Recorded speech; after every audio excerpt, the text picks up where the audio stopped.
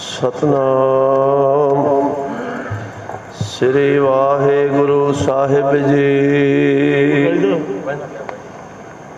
बाणी गुरु गुरु है बाणी, विच बाणी अमृत सारे। गुरबाणी कहे सेवक जन मानै, परतख गुरु निस्तारे। गुरबाणी कहे सेवक जन मानै, परतख गुरु निस्तारे। सतनाम श्री वाहेगुरु साहिब जी।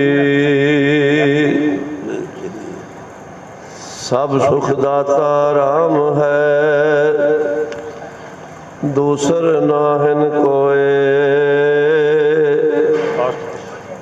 कहो नानक सुन रे मना, ते सिमरत गत होए। कहो नानक सुन रे मना, ते सिमरत गत होए। गुरु रूप साध संगत जीओ, अमृत वेले तो सतगुर पातशाह जी की पावन चरण सरण च बैठ के रब्बी बाणी दे आप जी आनंद मान रहे सो। कीर्तन दी वर्खा जो हो रही सी, उस अकाल पुरख दे गुण कीर्ति करनी वो सब तो वड्डा गुण है, कीर्तन है। हर कीरत साध संगत है, सिर करमन कै कर्मा। कहो नानक तिस पयो प्राप्त, जिस पुरब लिखे का लेना।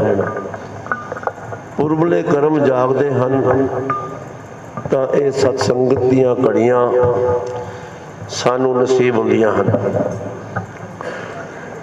तो जिस तरह गुरु तेग बहादुर पातशाह जी की पावन बाणी दे श्लोक जिन्हां दी विचार पिछले 4-5 दिन तो चल रही है, आओ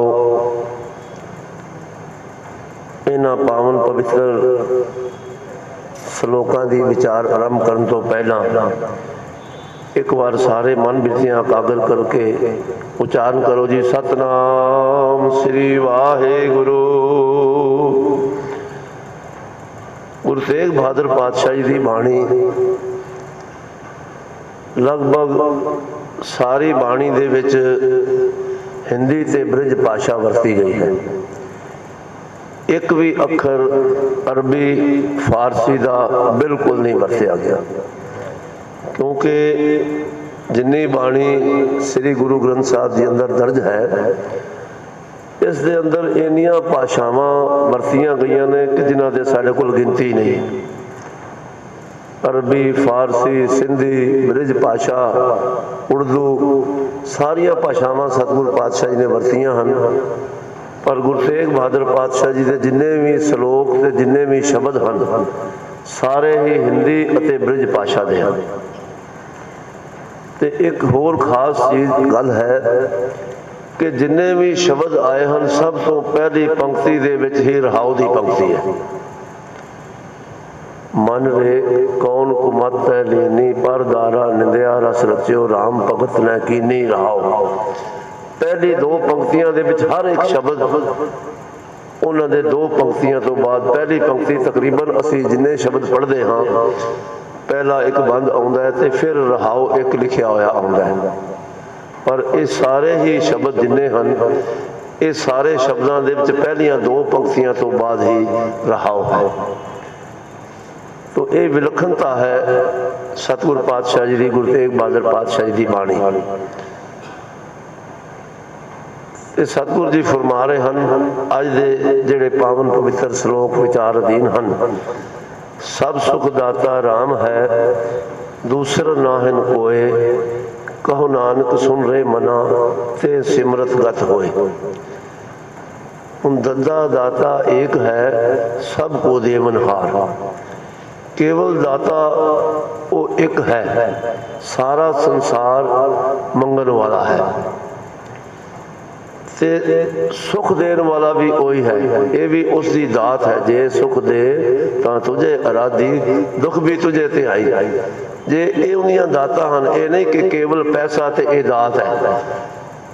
ये सारिया दातां जो कुछ वो सानू बख्श रहा, साढ़े कोल मकान हन, गड्डियां हन, सोहना शरीर है, ये भी दात है उसकी। उस परमात्मा ने ये सारिया दातां सानू बख्शियां, पर मन नूं समझाउण दे वास्ते पातशाह जी सानू उपदेश कर रहे हैं कि हे भाई, परमात्मा ही केवल सारे सुख देने वाला है। क्योंकि मनुख नूं अगर सुख प्राप्त नहीं हुंदा ना तो वह भजदा है कबरां वाले पासे, किसी होर डेरे वाले पासे कि शायद मैनू उतों सुख मिल जाएगा। भाई नहीं, केवल इको दाता है वो जिहड़ा सारिआं नूं दातां दे रहा है, ते केवल परमात्मा ही सारे सुख देने वाला है, होर कोई दूजा नहीं है। क्योंकि उस दे बराबर का कोई होर है भी नहीं। जिहो जिहा वो आप है, जे किसी की तुलना करनी होवे, असी आम वरतते हाँ कि ये चीज़ इन्नी सफ़ेद इन्नी चिट्टी कि जिमें दुध वर्गा, ये फलानी चीज़ इस तरह जिमें तवे का पुट्ठा पासा काला। पर परमात्मा के बराबर तो कोई लफ्ज़ वरत ही नहीं सकते असी। परमात्मा कैसा, क्योंकि जिहो जिहा वो आप है, उनके वर्गा कोई होर है ही नहीं, उसके बराबर का कोई होर दूजा नहीं है। सारे सुख देने वाला वो परमात्मा केवल है, उस तो बगैर दूजा नहीं है। कहो नानक सुन रे मना ते सिमरत गत होए। सतगुर पातशाह फरमाउंदे हन, इस मन नूं संबोधन करते हुए, ऐ मेरे मन तू ये गल सुन। केड़ी सुन? कि उस मालक दे सिमरन दे नाल ही तेरी उच्ची आत्मक अवस्था हो सकती है। जेड़ी असी रोज पढ़ते हाँ कि तेरी गत होवे, ये जेड़ी उच्ची गत मतलब आत्मक अवस्था, तेरी आत्मक अवस्था उच्ची हो जाएगी ते तू प्रभु दे सिमरन दे विच जुड़ेगा। अगले श्लोक में पातशाह जी ने फरमाया है, जे सिमरत गत पाई है ते पजरे तैमीत, कहो नानक सुन रे मनाओ औद घटत है नीत। कल भी बेनती की सी कि इसनूं जै नहीं पढ़ना, जे पढ़ना है। जे सिमरत गत पाई है ते पजरे तैमीत।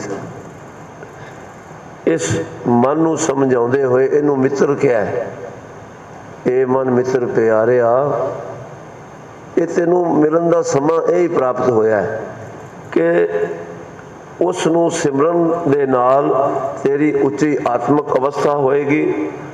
जे सिमरत गत पाई है, इस तो पहले श्लोक में पातशाह जी ने यही कहा कि कहो नानक सुन रहे मना जे सिमरत गत होए। ते अगले श्लोक में सतगुरु जी ने नाल ही दसिया कि उस मालक दे सिमरन दे नाल तेनू उच्ची आत्मक अवस्था प्राप्त होएगी। ते फिर की है, तू उनका भजन करया कर ते भज रे तै मीत। हे मेरे मन, हे मेरे मित्र मन, तू उस मालक का सिमरन करया कर ते उनका सिमरन करेगा ते तेनू उच्ची आत्मक अवस्था प्राप्त होएगी। हुण उच्ची आत्मक अवस्था की है? सुख दुख तो निर्लेप रहना, मिट्टी ते सोने नूं इको जिहा समझना। हुण असीं ते समझदे नहीं, संसारी जीव हाँ। गुरु तेग बहादुर पातशाह जी जिस वक्त भाई मक्खन शाह ने गुरु लादोरे कह लिया ते ये 22 मंजियां जड़ियां लगियां सन, ये सारे आपो अपने घरों करी चले गए। पर जिहड़ा शिहा मसंद सी उसने सतगुरु पातशाह ते तीरमल की मदद के नाल गोली चला दी। ये उच्ची आत्मक अवस्था की गल आ रही है कि किवें साडी उच्ची आत्मक अवस्था, साडी तो है नहीं पर गुरु तो हर एक चीज़ जानता है। उन्होंने उच्ची आत्मक अवस्था किवें सी कि उन्होंने सारा समान लुट के लै गए। ते तीरमलियां दे जिहड़ी सतगुरु पातशाही दे कोल भीड़ सी, वो भीड़ तीरमलियां दे खिमा करना, तीरमलियां दे कोल जिहड़ी भीड़ सी वो भी उन्होंने कोल सी, अज भी उन्होंने कोल है, जिहड़ी भाई साहब गुरदास जी ने लिखी है, गुरु अर्जन देव पातशाह जी ने लिखवाई, जिंदे अंदर गुरु तेग बहादुर पातशाह जी की बाणी बाद में दर्ज हुई, गुरु गोबिंद सिंह पातशाह जी ने दर्ज करवाई। वो तीर मलियां दे कोल जिहड़ी भीड़ सी, वो ते जिहड़ा सारा समान लुट के लै गए सन, वो सारा समान भाई मक्खन शाह ते होर सिख जाके वापस ले आए खो के। जिस वक्त हालांकि वो भीड़ उन्हां दी सी, उन्हां दे समान समेत ही खो के ले आए, क्योंकि जिवें आम कोई चोर चोरी करता है तो उन्हें समान चुकया होवे थोड़ा जिहा, पर जिस वक्त उन्हें कोलों खोह जाते हैं वापसी, जो कुछ उन्हें कोल पहला भावें चोरी का होवे ते भावें उन्हें घर का होवे, खो के ले आउंदे आ बई तू चोरी की है, वो समान सारा खो के वापस ले आए। जिस वक्त वापस ले आए गुरु तेग बहादुर पातशाह जी के कोल, ते सतगुरु जी ने कहा नहीं, ये समान वापस दे दो। सतगुरु पातशाह जी के कहने ते वो सारा समान वापस दे दिता गया। ते माता जी ने कहा कि साडा घर का समान तो रख लो, माता नानकी जी भी उत्थे सन, कि ये समान रख लो। सतगुरु पातशाह जी कह लगे नहीं, ये सारा समान इनू दे दो, सानू नहीं चाहिए, क्योंकि जिहड़ी गुरु की जोत है वो पे जोर लान कि साडा हक है, असी यहाँ 22 मंजियां डाह के बह गए, पर तीर मलियां ने बड़ा जोर लाया कि असी गद्दी दे वारस हाँ, पर नहीं पाई। जिन्हां दे उत्ते उस मालक की कृपा हुंदी है, उन्होंने ये जोत प्रवेश हुई, क्योंकि सब तो छोटे सपुत्र सन गुरु हरगोबिंद पातशाह जी दे, गुरु तेग बहादुर पातशाह जी। तो इन्होंने इन्ना त्याग किया है जिसका कोई मुकाबला नहीं है। देखो पटना साहब की पावन धरती से गुरु गोबिंद सिंह पातशाह का प्रकाश होया, ते उस वक्त टाके विच गए सन सतगुरु पातशाह जी असम वाले पासे, ते उथे सुनेहा आया, ते 5 साल की उम्र हो गई बच्चे की, 5 साल बाद आके बच्चे दे दर्शन किए, बच्चे नू अपनी झोली विच लिया, ते 3.5 साल केवल ते केवल गुरु तेग बहादुर पातशाह जी ने अपने सपुत्र नू अपनी झोली विच बिठाउण दा समा बतीत किया। क्योंकि जिस वक्त 5 साल की उम्र तक गुरु गोबिंद सिंह पातशाह जी पटना की धरती ते रहे हैं, ते गुरु तेग बहादुर पातशाह जी केवल 9 साल की उम्र तक अमृतसर साहब की धरती ते रहे हैं। बाद में जिस वक्त अमृतसर साहब दर्शन करने वास्ते आते हैं, तो उन्होंने मसंदा ने दरवाजे पुजारियों ने बंद कर ले, सतगुरु पातशाह जी को अंदर नहीं जान दिता। 9 साल की अवस्था तक गुरु तेग बहादुर पातशाह जी अमृतसर साहब की धरती से विचरे हैं, जिथे गुरु के महल असी दर्शन करन जाते हैं, जिथे प्रकाश होया है गुरु तेग बहादुर पातशाह जी का। तो 3.5 साल केवल गुरु गोबिंद सिंह पातशाह जी ने पिता की गोद का आनंद माणिया, क्योंकि आप जिस वक्त गुरु तेग बहादुर पातशाह जी पटना की धरती तो पंजाब आए हैं, इत्थे आके कीरतपुर साहब विखे जिस वक्त इन्हां सोढ़ियां ने उस जगह ते कब्जा कर रखा सी कीरतपुर साहब, इन्हों उत्थे भी नहीं खलोन दिता।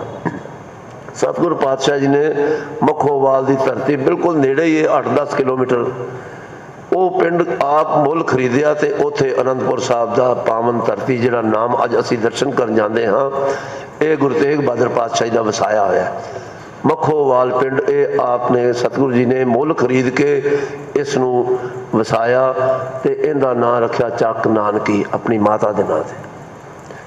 तो ये है 3.5 साल केवल इन्ना वड्डा त्याग कि अपने सपुत्र नू, क्योंकि 9 साल की उम्र से गुरु गोबिंद सिंह पातशाह जी की, ते 5.5 साल की उम्र दे विच इत्थे आनंदपुर साहब की पावन धरती से गुरु गोबिंद सिंह पातशाह आए हैं।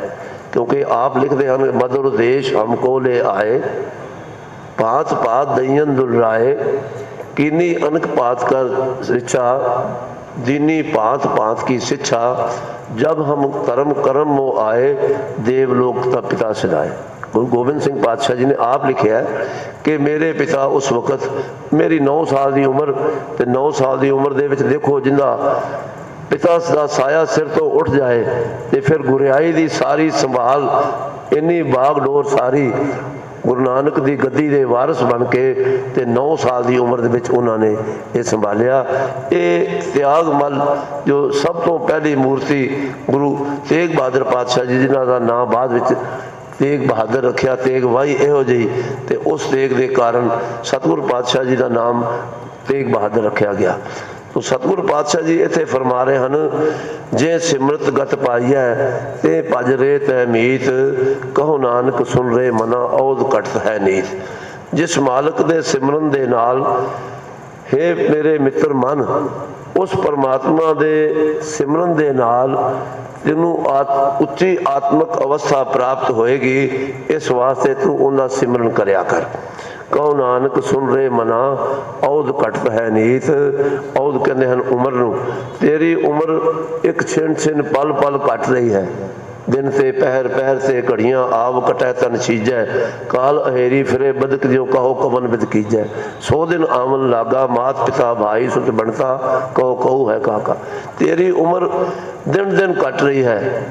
इस वास्ते हे मेरे मन, तू सदा ही उस मालक का सिमरन करया कर, क्योंकि तेरी उम्र दिन दिन हर वक्त कटती जा रही है। 5 तत्त को तन रचयो, जानो चतुर सुजान, जेते उपजयो नानका लीन ताहे मेहमान। 5 तत्त जिन्हां दा ये शरीर बनया होया है, हवा, पानी, अग, धरती ते आकाश। पर इस्लाम दे अंदर धरती ते आकाश नू 5 तत्त विच नहीं मनते। वो कहते हैं कि 3 तत्त का बनया हुआ शरीर है। उन्होंने इस्लाम धर्म अनुसार 3 तत्त कहे हैं, पर गुरु नानक पातशाह जी ने भी इस शरीर नू 5 तत्त का पुतला कहा कि ये 5 तत्त का बनया हुआ है। पर जिस वक्त इस संसार तो ये कूच कर जाएगा, ये 5 तत्त 5 तत्तां दे विच रल जाएंगे। हवा हवा विच रल जाएगी, पानी पानी विच रल जाएगा, अग अग विच रल जाएगी, आकाश ते मिट्टी सब। ये 5 तत्त जिहड़े हन ये खत्म हो जाएंगे। पर यह मनुख अपने आप नू की समझदा है कि जब लग जोत काया मैं बरतै, आपा पशु न बूझै। लालच करे जीवन पद कारण, लोचन कछू न सूझै। इहो जिहा कुछ करदा है, चतुर जानदा है अपने आप में, जिन्होंने सतगुरु जी ने कहा ना 5 तत्त को तन रचियो, जानो चतुर सुजान। ये अपने आप को बड़ा चलाक समझदा है, पर चतुराइयां सियाणपां किसे कम ना आई है, किसे कम नहीं आउणियां तेरियां। ये 5 तत्त उन्हां दे विच रल जाणगे। हे मनुख, तू अपने आप को बड़ा चतुर समझना है, ते पर यह शरीर जिहड़ा उस मालक ने 5 तत्तां दा बनाया होया है, जे ते उपजियो नानका लीन ताहे मेहमान। जिस मालक ने ये 5 तत्त बनाए, तू इस गल नू समझ, लीन ताहे मेहमान, इस गल नू तू मन लै कि ये 5 तत्त 5 तत्तां दे विच रल जाने ने। गुरु तेग बहादुर पातशाह जी फरमा रहे, जे ते उपजियो नानका, जिस दे विचों ये उपजे सन, जिन्हां विचों ये पैदा होए, ते ये समझ लै कि इन्हां ने मुड़ उहदे विच ही रल जाना। इस गल नू यकीन करके पक्का करके मन दे विच तू मन लै। कट कट मैं हर जू बसै, संतन कहो पुकार, कहो नानक ते भज मना पौ निध उतरै पार। जिन्ने भी भगत जन हन संसार दे विच, गुरमुख हन, वो बार बार अवतारी पुरुष सब ने बार बार ये कहा कि है भाई, हर एक शरीर दे विच वो मालक वस रहा है। सबै कट राम बोलै, रामा बोलै, राम बिना को बोलै। हर एक शरीर दे विच फरीदा खालक खलक में, खलक वसै रब माहे, बंदा किसनू आखी है जां तिस बिन कोई ना है। किनू माड़ा कहोगे जब उन्हें तो बगैर कुछ है ही नहीं। कट कट में हर जू बस है, हर एक हिरदे दे विच ओ मालक वस रहा है। इन्हां संत जना ने पुकार पुकार के सानू कहा है, कहो नानक ते भज मना पाओ निध उतरै पार। पातशाह जी फरमाउंदे हन, तू भी उस मालक दा सिमरन करया कर, इस भवसागर तो तू भी पार हो जाएगा। तो सतगुरु पातशाह जी कृपा करन। समय की समाप्ति है। विचार करते हुए एक नहीं अनेकां ही भुलां हो गई होंगियां। सतगुरु पातशाह ते समूह संगतां पासों दास खेमा दा याचक है, ये लोग सुखीए पर लोग सुहेले, नानक हर प्रभ आपे मेले। बुलाओ फतेह। वाहिगुरु जी का खालसा, वाहिगुरु जी की फतेह।